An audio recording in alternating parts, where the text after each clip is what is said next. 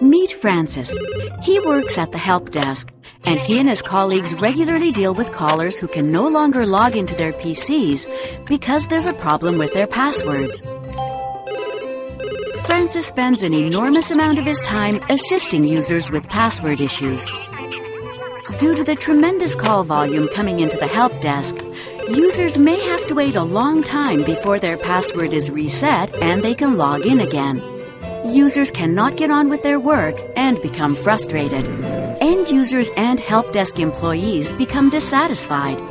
And the organization's security is undermined when end users write down their passwords in order to remember them.